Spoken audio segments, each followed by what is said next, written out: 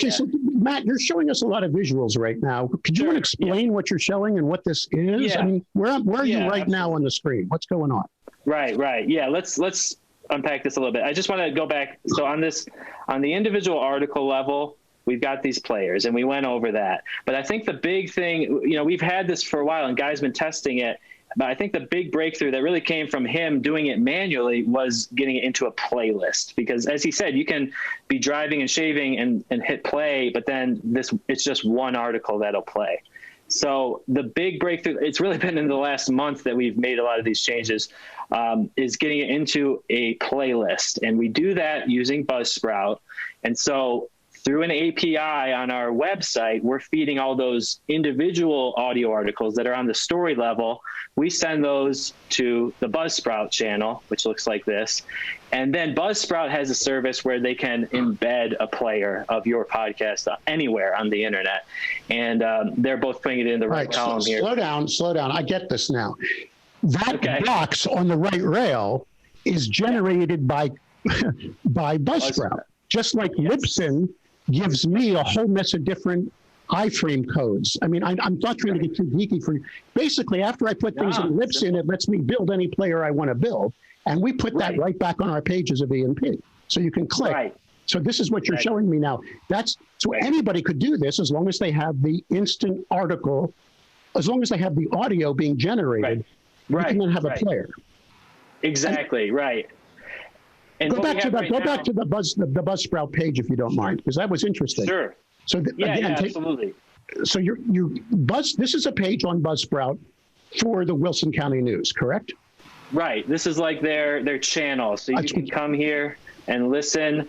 I think most people would come here and then subscribe on one of their favorite apps. That's what they do. Apple Podcasts, right? You're not going to really come to Buzzsprout to listen to this, I don't think. But, they make it really easy. So this is it's audio articles via API to Buzzsprout. And then from Buzzsprout, it actually goes back to the website as the player, but then it also goes out to all the apps at the same time. This is amazing. This is just unbelievable. So, I mean, because the fact that it's seamless, again, Kristen, you got this down to a science now. All of this is dynamically done. How much work is involved on your end? I mean, you get to get this programmed in and get those commercials at the top and all that. What do you have to do?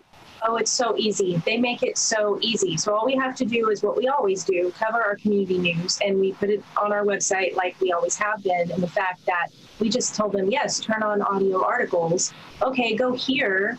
And there's a place, in the back end where we can change who the sponsor is and what the language would be if it's written, if you read it or if the voice reads it. There's actually, we do have two different ways if we want to, so we can customize that. It's very easy. It's just like so plug and play. Once you've turned it on, all the work is being done for you. It's automated. This is right. No problem. Matt, can you give me some examples of some Buzzsprout channels of some kind? I mean, sure. Yeah, absolutely. I mean, really, I've already shown you two stereotypical examples. I mean, they all basically look the same. And here's Guy's podcast. Oh, look at that. And it's on Buzzsprout. But yeah, you can see it's just a profile page. So they all look very similar, but you can upload, custom graphics. And the big thing that we are really excited about now is that we can offer this service as a third party.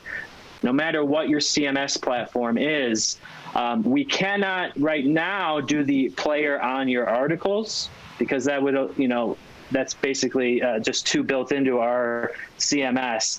But we can, through an RSS feed, convert your articles to audio just on our system and basically just cut out the website part. So, you'd send them to us and then we'd send them to Buzzsprout. It'd send the playlist back to your website, which you could embed, and then it would also broadcast to the apps. Well, that makes sense. You really want the audience, correct me if I'm wrong, Guy, to go to one place to see all the audio. I mean, it's kind of cumbersome. There's a cool story. I can read the headline. Let me press and play the audio. You'd rather have them go to an audio channel. Am I right, Guy? And is that how you're seeing most of the? Yes and no. I'll be honest with you. Our listenership on our webpage, which is that player you see above every article, is very good. What I'm more interested in doing from a podcast standpoint is reach those people who are not necessarily aggregating their information from a news site, but aggregating their information from a podcast, because we know that platform podcasts are growing. We know it's a different listenership or demographic, I should say, than our on-page demographic. So instead of reaching the 55 plus, which is my primary demo on signalsaz.com, I'm reaching maybe a 34 to 45-year-old demo on the podcast per what the data says. Does that make sense? You're expanding your audience, which makes a lot of sense.